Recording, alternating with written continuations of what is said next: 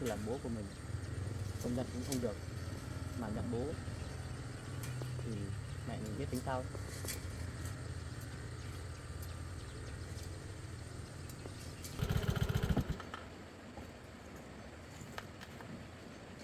Có việc gì con kể cho bố nghe này. Chuyện công việc, chuyện gia đình, tất cả mọi thứ đổ lên đầu của tôi. Có gì con cứ bình tĩnh, đừng có suy nghĩ cái gì nó làm ảnh hưởng đến sức khỏe, làm ảnh hưởng đến tinh thần con ạ.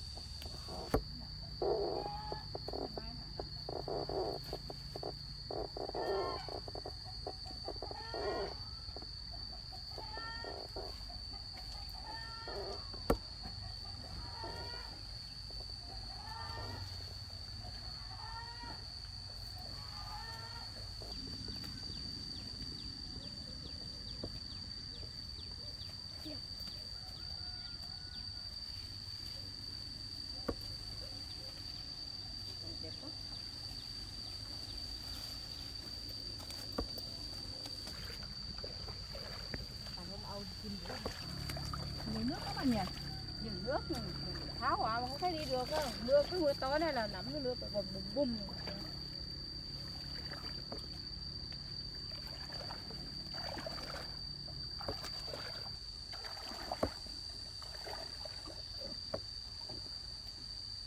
Ăn tốt là ổn đấy cậu.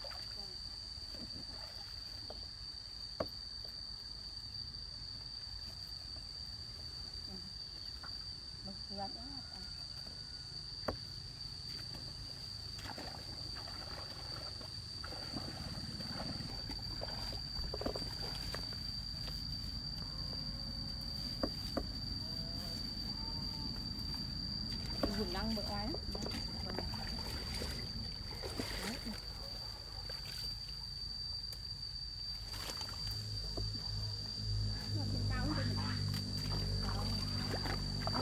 Cắt đây đầu cắt nhầm ấy là mét 7 là men hai có một cái tin lô ở dép đầu kẻ dép thì mua lúc mình buôn nó tổn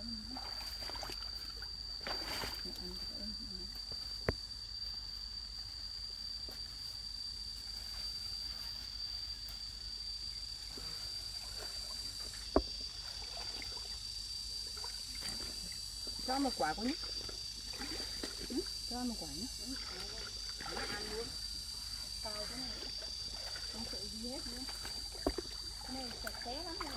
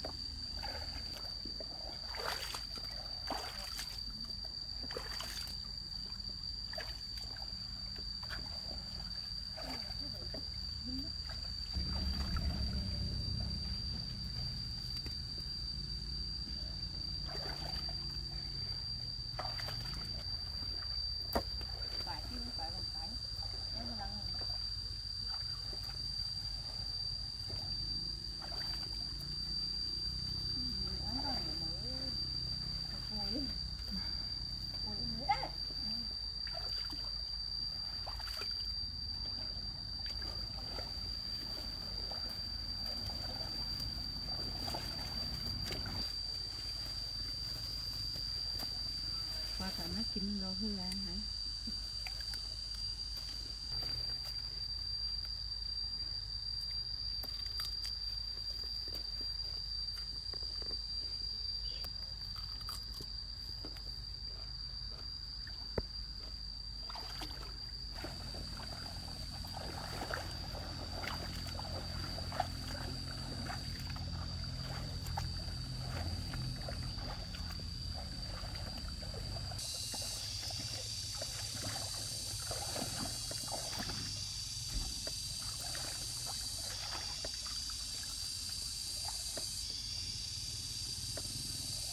cân nữa mà con.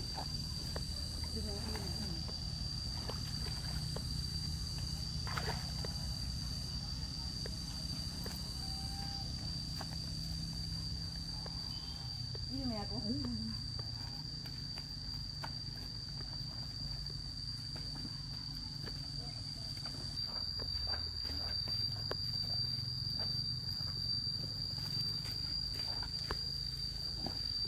À, bà ơi, ở đây có phải nhà bác Sáng không ạ? Vâng ạ. Lấy gói, lấy cái gì ấy?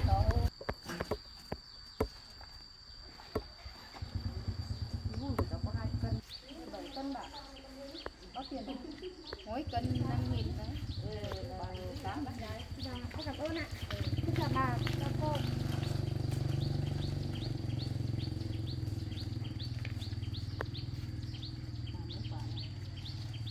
Mình cũng có đây rồi nhưng mà hôm nay chắc xuống một cái xong.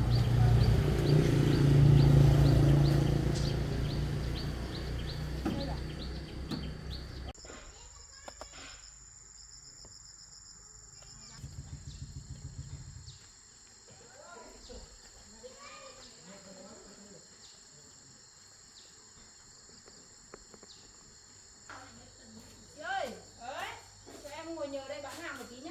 Em cũng ngồi đi.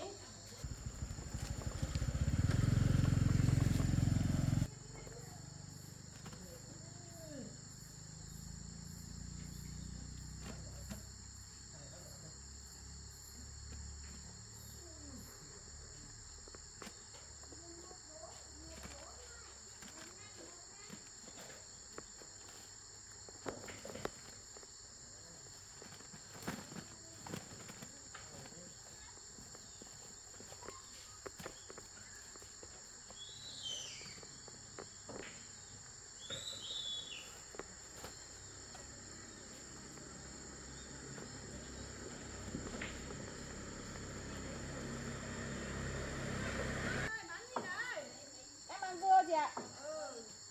Chị mấy cân? Mua đây chị. Ra đây luôn.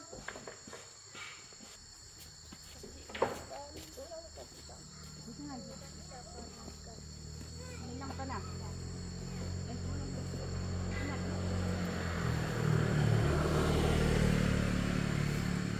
Dưa này non nè. Bốc là bạn non lắm. Chị lấy 5 cân à? Hộ chị bốc ấy. Để 2 túi chị ạ.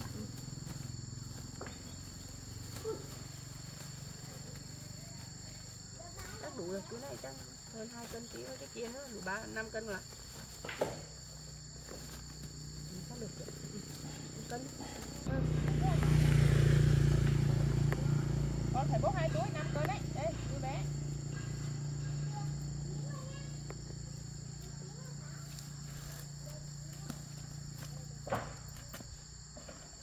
Lấy đủ cái nước.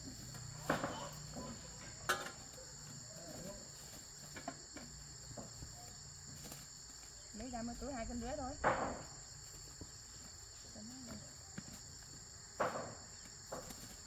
Lấy quả bé rồi. Chắc cũng phải lấy rồi.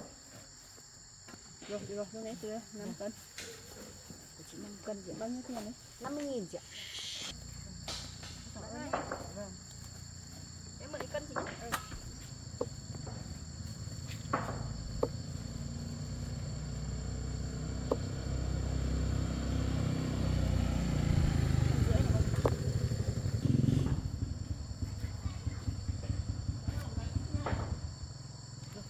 Con 50.000. Cảm ơn nhé.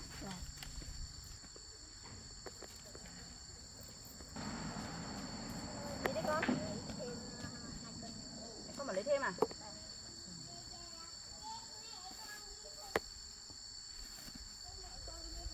Con chọn đi.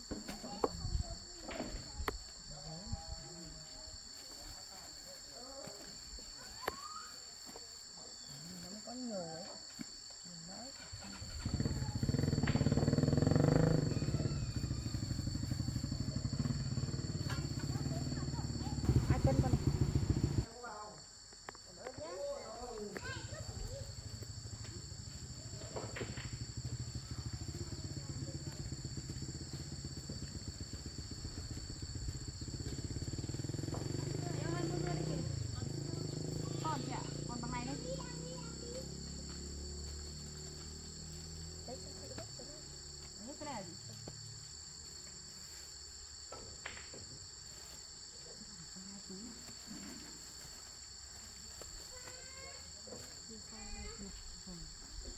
một túi nhẹ.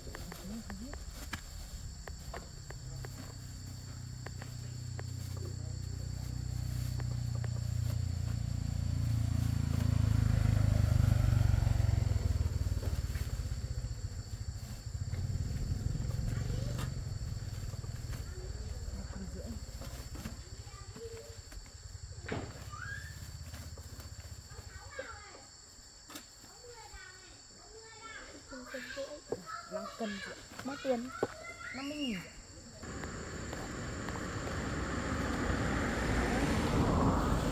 Kêu em đi.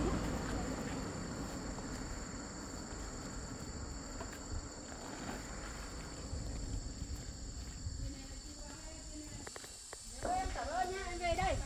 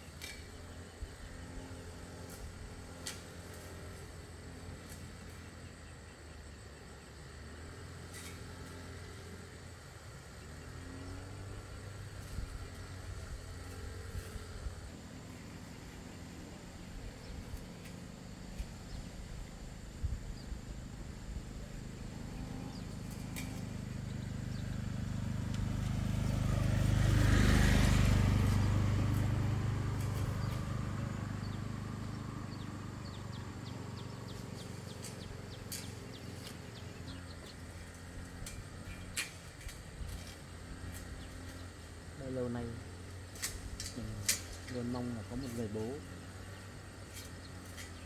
nhưng bây giờ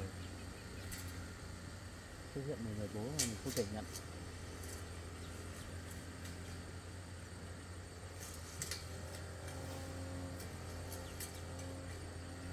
Sao mọi chuyện lại xảy ra như này chứ?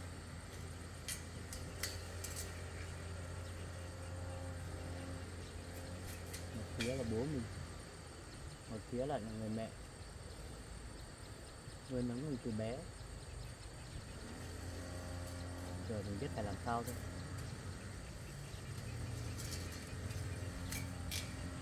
Bố thì là bố của mình, không nhận cũng không được, mà nhận bố thì mẹ mình biết tính sao.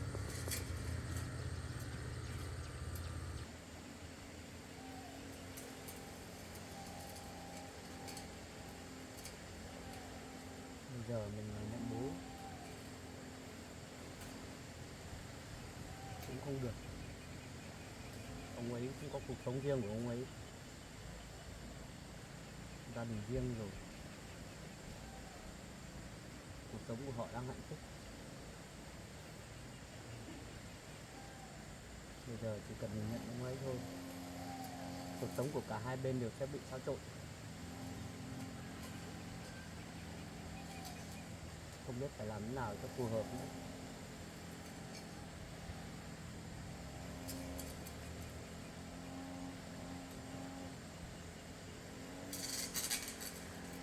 Tại sao mọi chuyện không bao giờ theo ý muốn của mình chứ?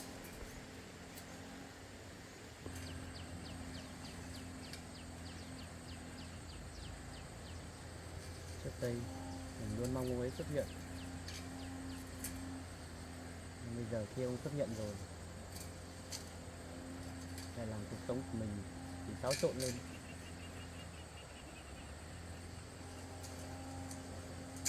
Nếu như ông ấy chưa từng xuất hiện, vẫn bình bình như trước kia có phải tốt hơn không?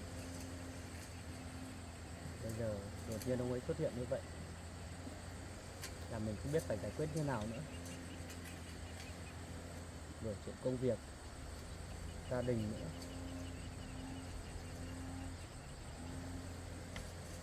Mình phải làm như nào cho đúng.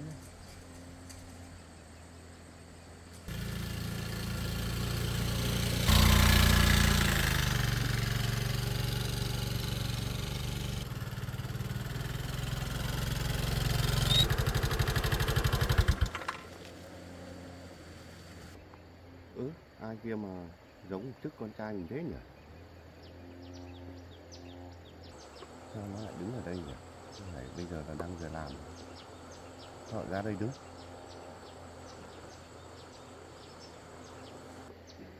Xem nó đang gặp chuyện gì, có việc gì buồn hay là ra đây mà đứng như thế.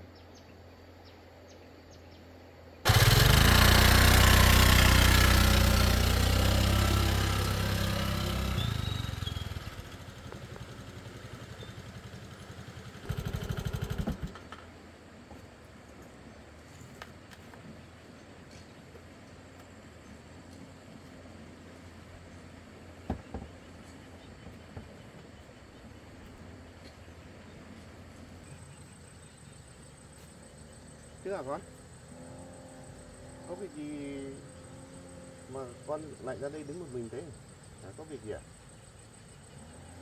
Đi đâu về mà sao ông lại đứng ở đấy mà?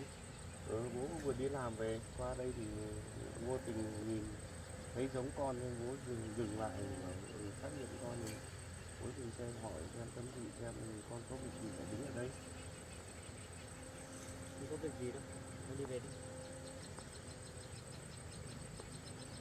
Sao không có việc gì thì lại một mình lại đứng ở đầu cầu đấy?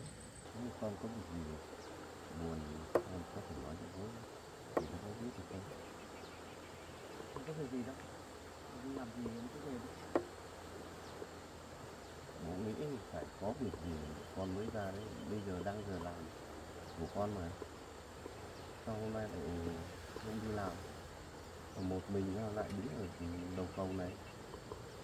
Nhìn mặt con, tâm trạng của con là bố biết phải có một câu chuyện gì ảnh hưởng đến con, làm con buồn, con phải suy nghĩ thì con mới ra đây. Chứ nếu mà không có việc gì là không bao giờ con ngồi một mình con ra đứng ở đầu cầu này. Thế có việc gì con kể cho bố nghe này. Tôi đã bảo là không có việc gì, con đi về đi. Nếu mà không có việc gì, không bao giờ một mình con đã đứng ở đây. Đấy. Nên con phải kể cho bố nghe. Bố phải biết trong linh cảm bố là cái việc này chắc phải có một vấn đề gì thì con mới ra đứng ở đây, chứ không bao giờ con một mình con ra đứng ở đây cả, suy tư ở đây cả. Con kể cho bố nghe nào. Theo ông nghĩ thì tôi còn phải suy nghĩ chuyện gì nữa. Chuyện công việc, chuyện gia đình, tất cả mọi thứ đổ lên đầu của tôi. Ông nghĩ xem, từ cái thời điểm mà ông xuất hiện tính đến hiện tại bây giờ, tôi có được ngày nào được yên không? Bố chỉ muốn nghe một lời từ miệng con gọi bố là bố thôi.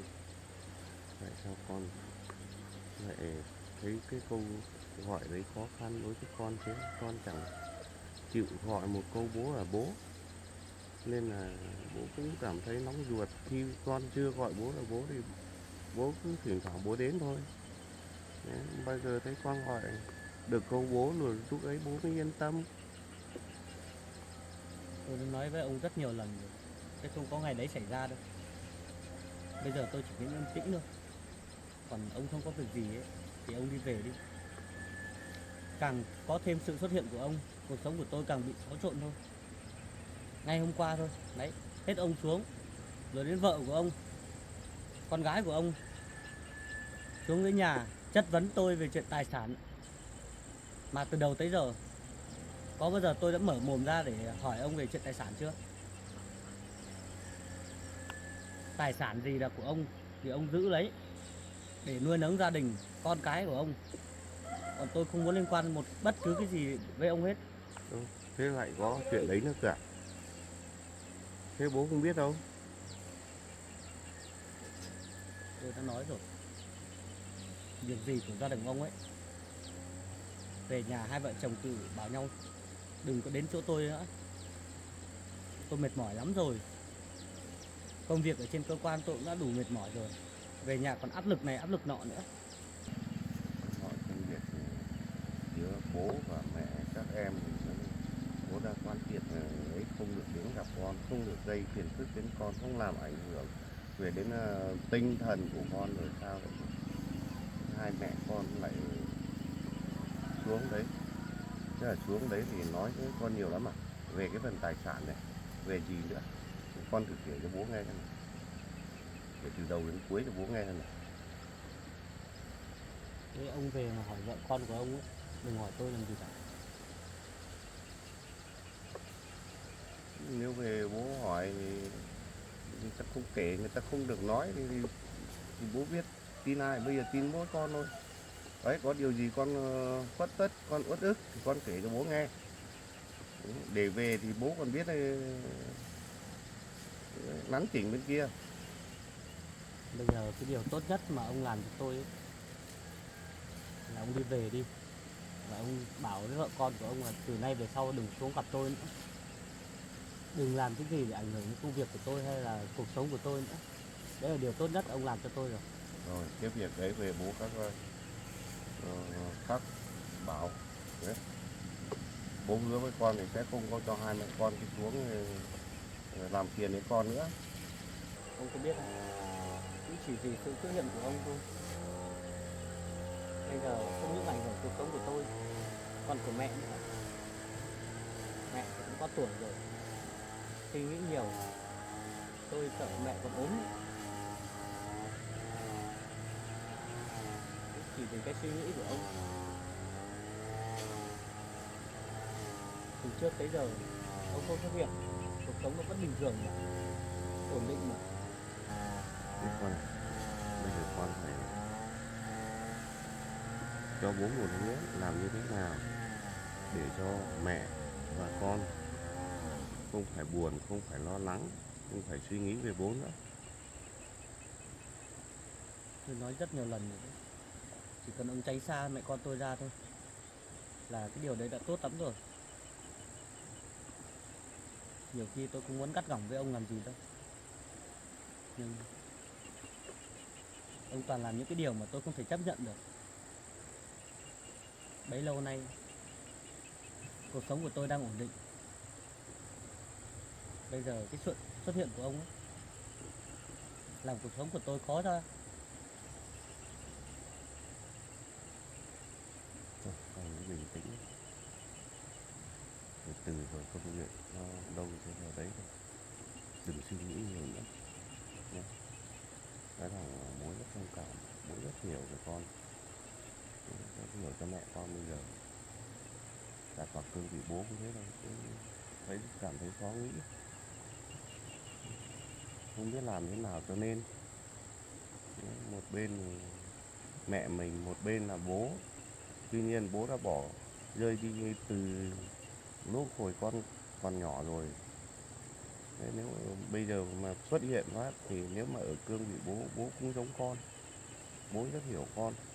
Thôi có gì con cứ bình tĩnh, đừng có suy nghĩ cái gì nó làm ảnh hưởng đến sức khỏe, làm ảnh hưởng đến tinh thần con ạ. Giờ ông đừng quan tâm đến tôi nữa. Ông làm gì làm ông đi đi. Tôi đang muốn ở một mình. Đừng để tôi phải cáu lên. Đến lúc đấy mọi chuyện đã đi quá xa đấy. Thế rằng là bố không yên tâm để về đâu, bỏ con một mình ở đây bố không yên tâm chút nào hết. Bao giờ con về thì bố mới về, rồi bố không để con một mình. Rồi lúc con ở đây lại nhiều cái nỗi đau, nhiều cái bức xúc, con lại nghĩ nhiều, con lại nghĩ quẩn, làm những điều không nên làm ở chỗ này thì sao? Bố hiểu chứ, nên bố không yên tâm để bỏ con về đâu. Bao giờ con về bố mới về, nhưng bố không bao giờ về trước con. Tôi bảo ông đi về cơ mà. Tôi nói mãi rồi. Tôi chỉ muốn ở đây một mình. cái điều này mà ông cũng không làm được cho tôi à? Thế mà ông bảo ông nghĩ cho tôi à? Thảo có rất nhiều con giờ phút này rất đau khổ, rất buồn vì nhiều cái sự việc nó xảy ra đối với con. Thôi con ạ, bây giờ bố con mình cùng về đi. Con không đứng ở đây một mình nữa. Tôi chỉ muốn yên tĩnh một mình thôi. Ông đi về đi, ông đừng có nhắc nữa. Về đến nhà con ở một mình yên tĩnh được. Con ở đây một mình yên tĩnh là bố không yên tâm. Đấy, bây giờ con về với bố đi. Về nhà xong là khác để con một mình, con phát suy nghĩ ở chỗ yên tĩnh nhất. Chứ con không nên đứng ở đây một mình. Suối thì sâu, cầu thì cao. Thôi con về với bố. Cho con ạ, đi về nhà nhé. Nghe lời bố. Rồi biết rồi, đi về nhà đi. Không đứng ở đây đâu. Nếu ông thích đứng ở đây thì ông đứng.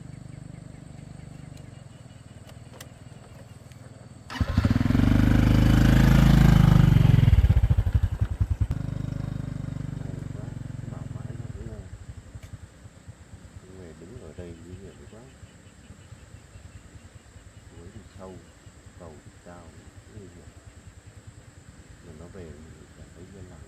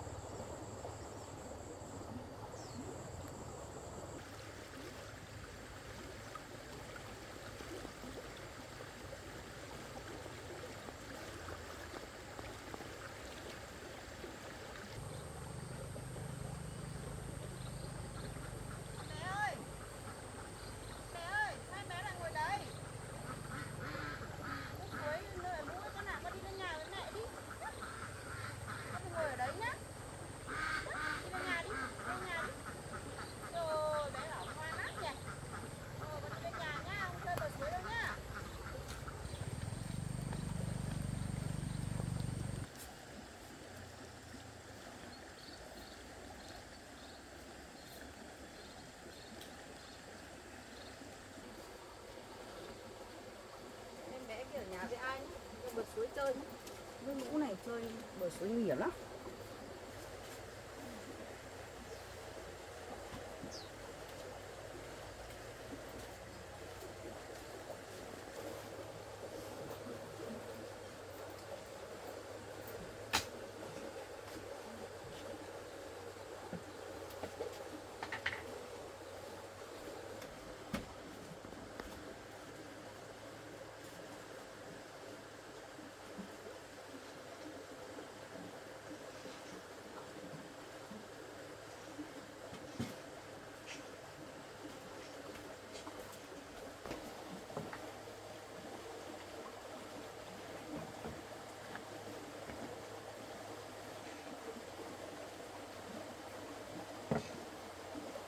Cái này mưa suốt này, mày bao nhiêu lũ mà không vào nhà.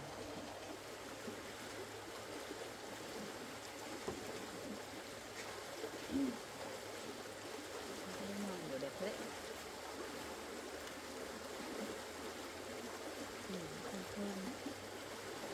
Anh thích giờ này chưa về nhỉ?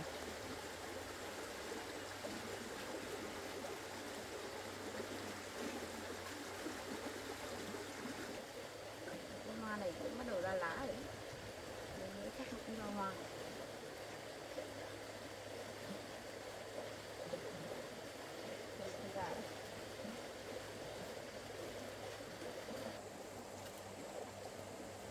Ngô hết rồi. Sơ. Sơ. Chúng ta chuông mà ở đây.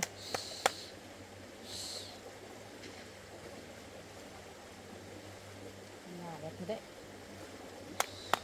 Đấy, ra kia chơi đi. Chơi. Chơi.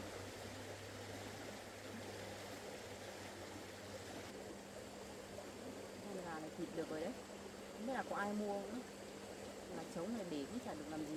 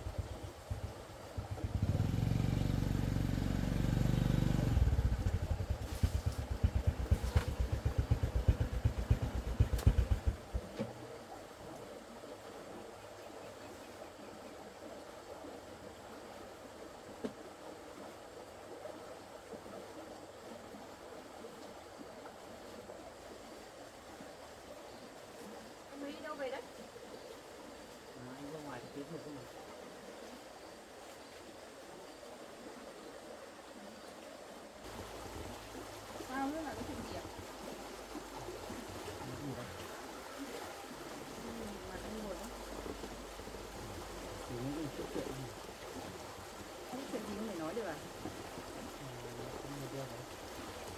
Em đi bán hàng gì? Vâng nhá, để nghe nào.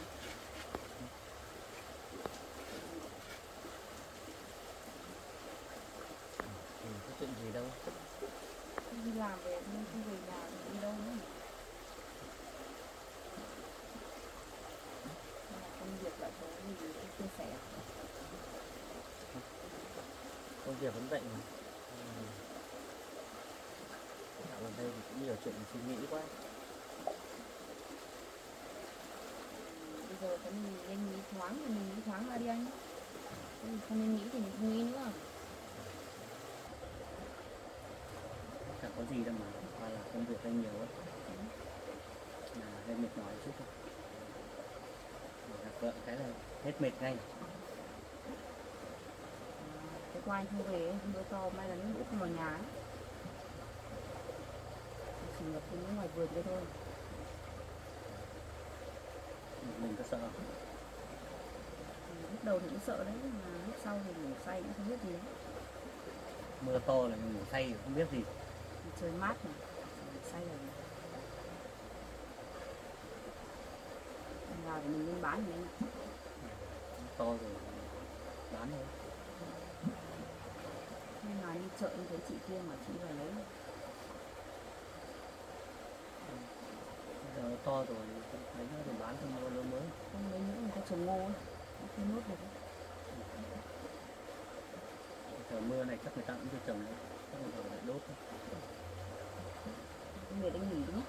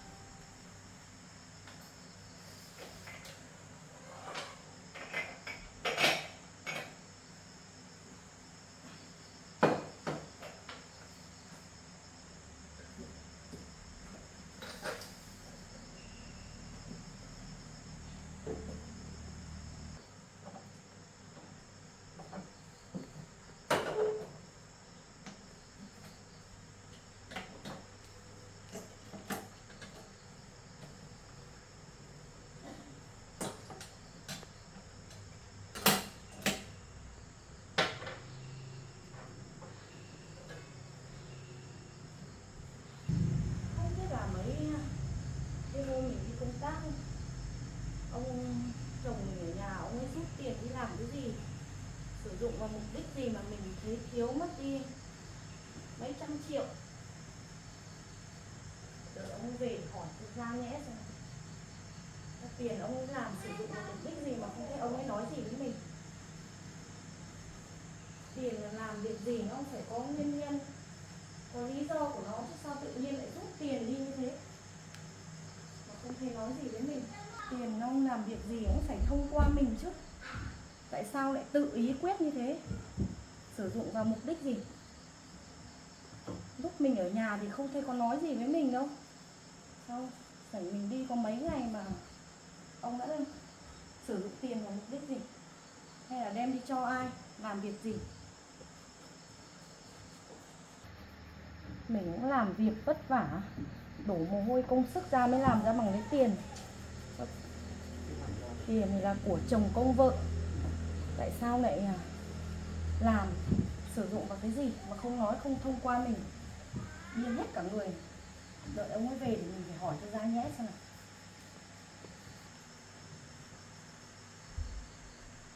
Bực mình quá, điên hết cả người.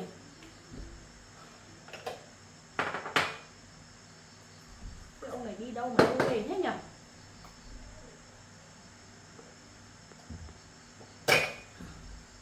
Không biết đi làm cái gì mà đến giờ này còn chưa thấy về nhà.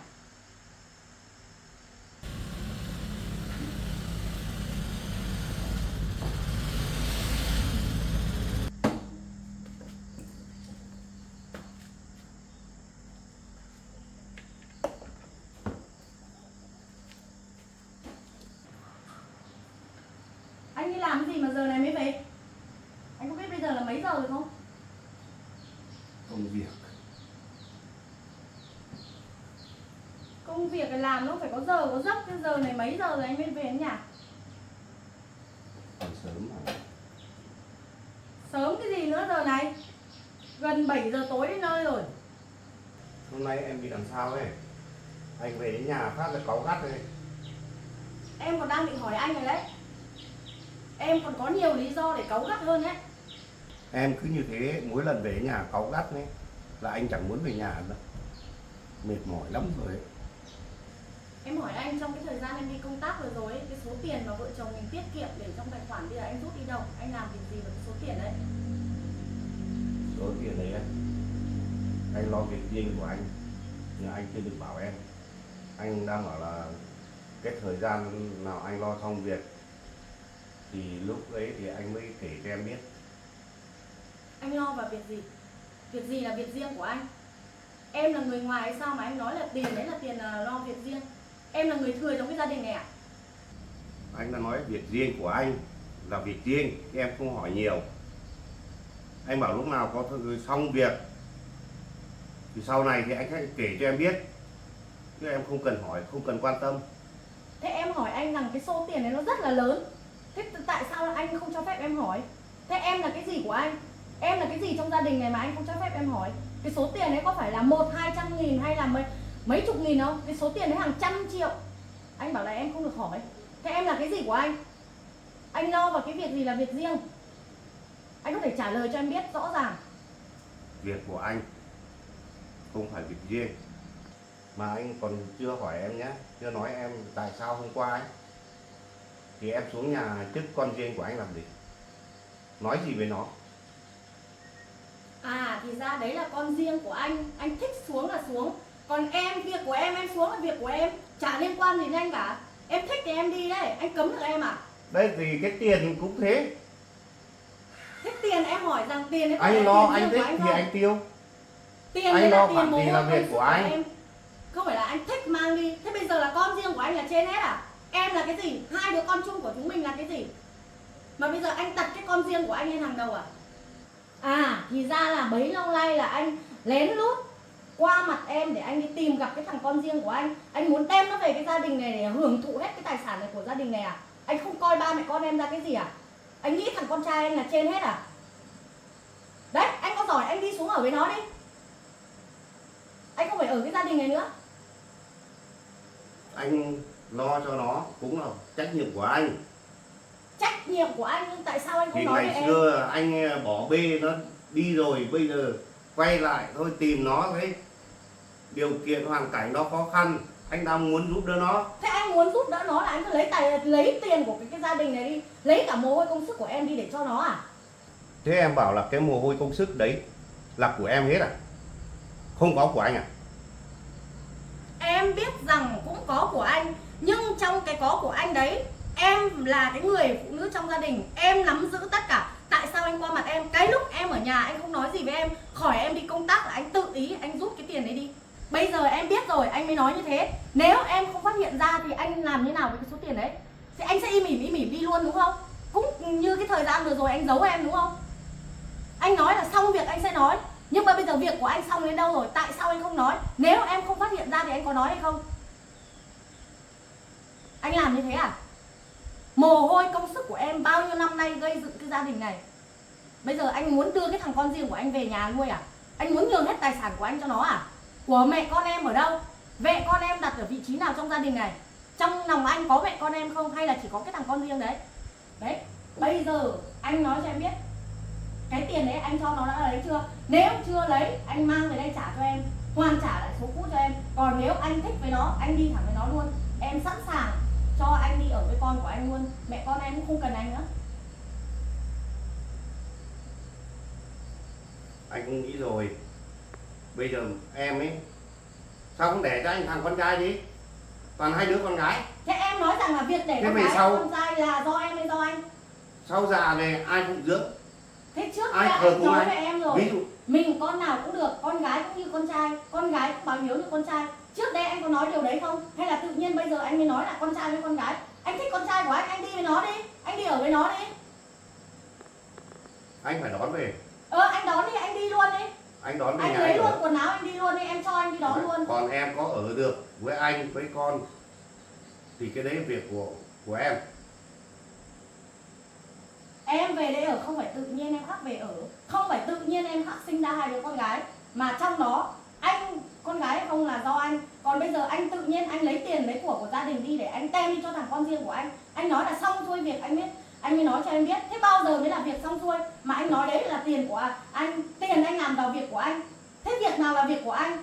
Nếu tự anh khắc gây dựng ra cái số tiền đấy thì anh mới nói là số tiền đấy là tiền của anh, làm cho việc riêng của anh. Nhưng trong đó bao nhiêu năm nay là mồ hôi công sức của em, bây giờ anh nói là của anh bãi bỏ, anh bác bỏ cái công sức của em bao nhiêu năm nay à? Anh coi công sức của em là cái gì? Anh nghĩ em là cái gì?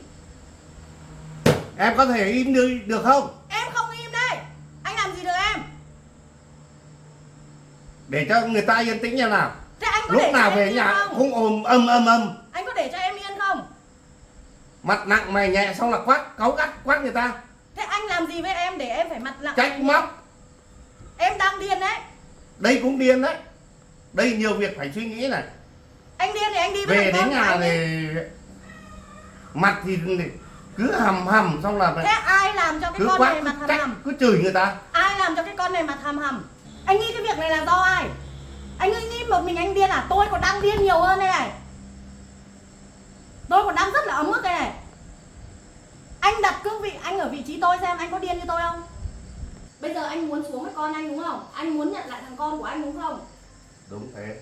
Đấy, anh đi xuống nhận lại nó đi. Bao nhiêu tài sản này anh đem đi cho nó đi. Xong anh cũng ra đường ở luôn đi. Bây giờ em cũng không cần anh ở trong cái gia đình này nữa.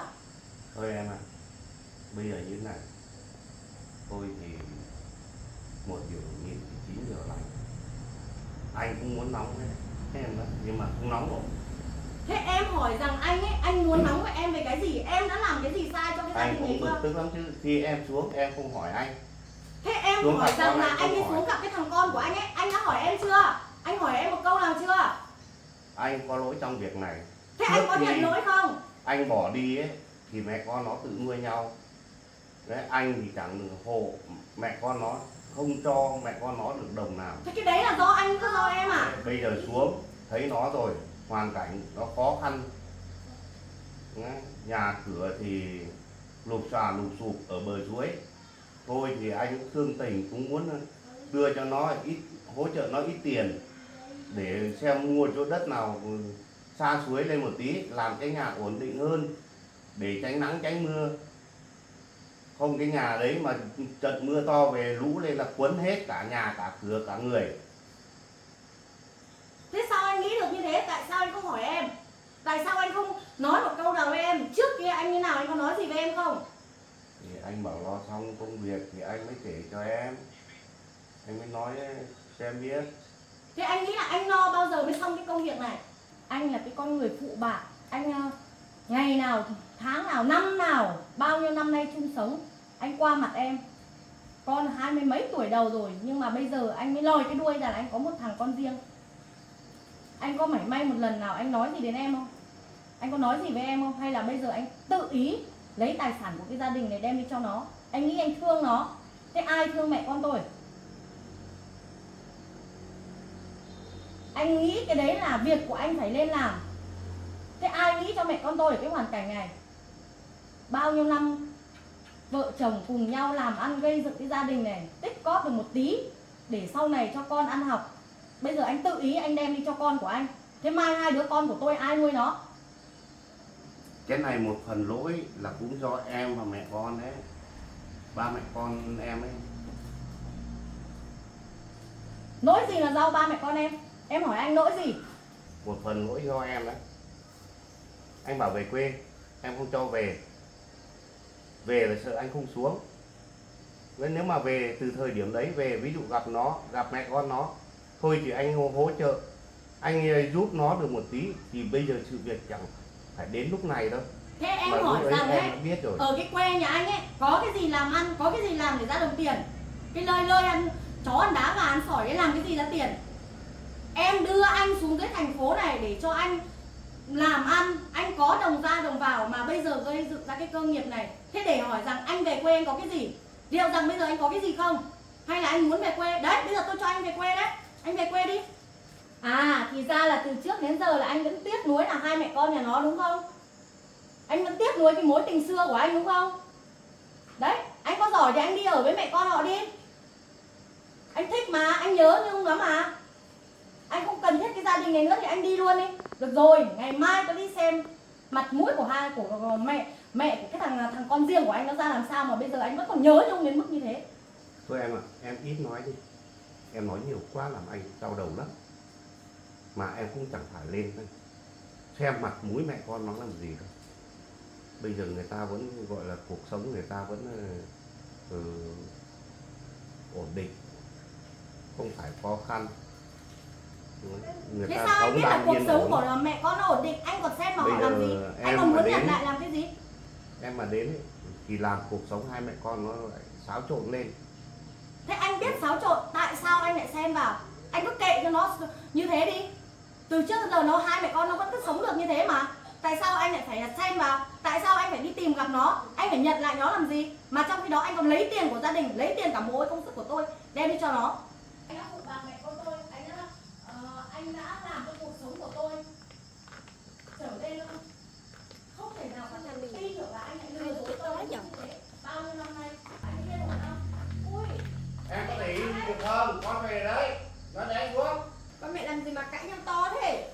Nhà Con đi hỏi ba mày xem. Sao đấy bà? Có việc gì đâu chứ mẹ mày cứ bé xé là to.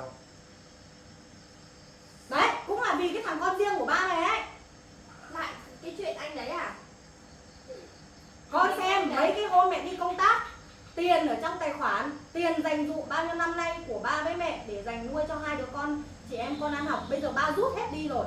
Mà trong khi đó ba rút đi, ba không nói gì với mẹ một câu. Ba không nói ba sẽ làm gì với cái số tiền đấy. Con xem.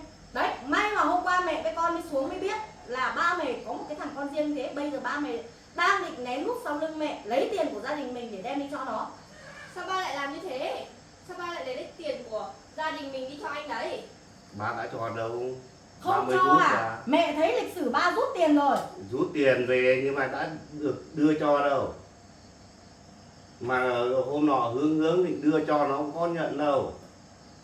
Thế không nhận thì ba mày còn muốn theo đuổi để làm gì? Chạy theo nó làm cái gì? Nó không lấy thì thôi. Thôi mà mẹ, ba cũng bảo ba là không đưa rồi.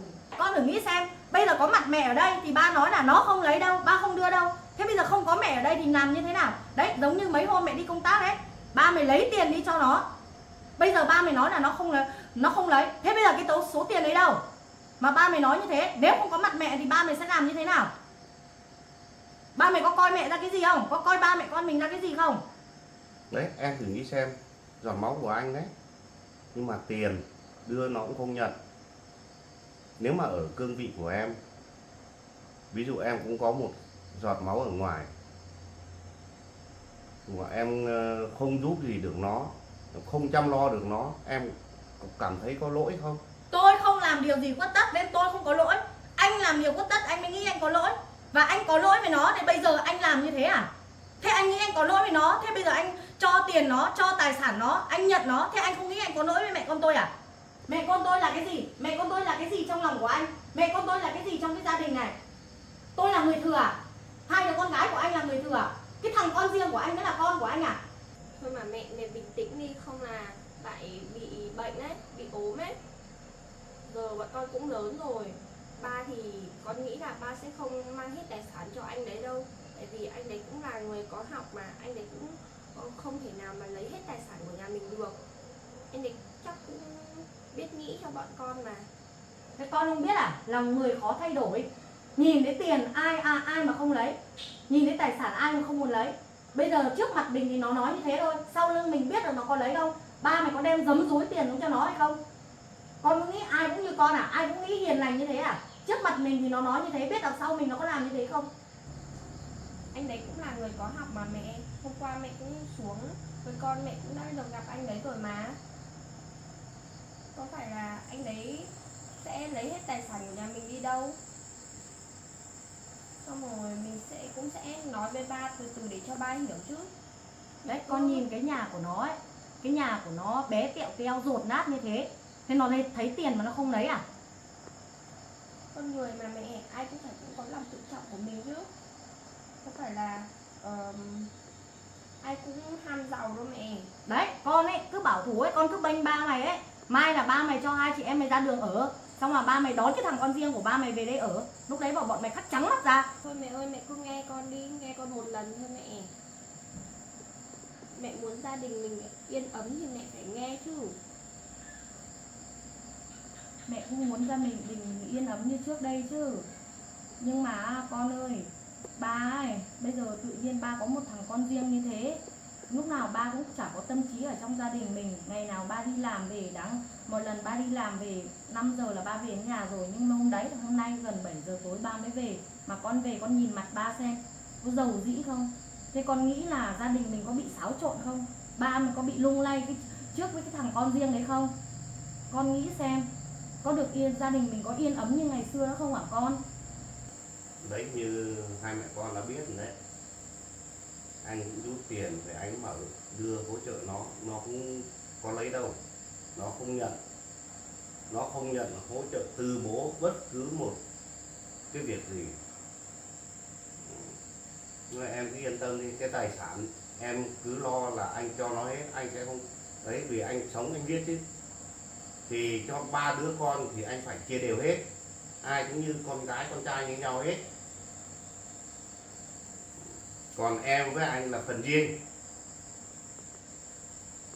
em không phải lo nghĩ về em mất trắng tay đâu.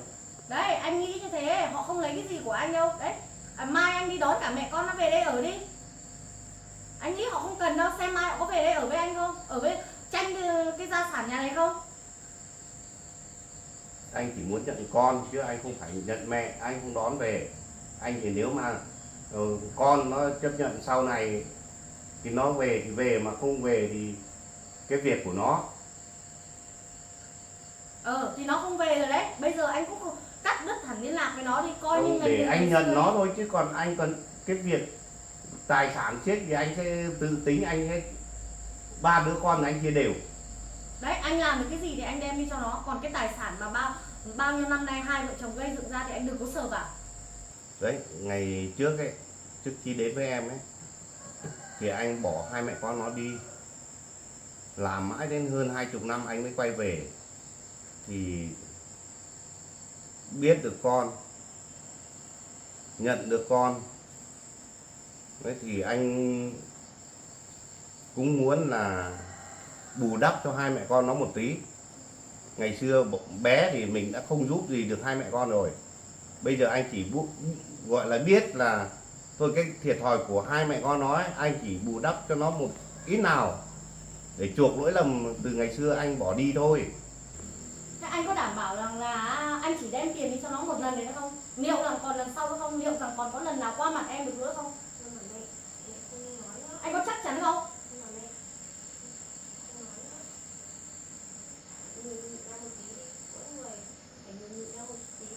Đấy, ba ấy, ngày nào cũng bảo mẹ là mẹ là cái người vợ, người mẹ trong cái gia đình này, nhưng trong đó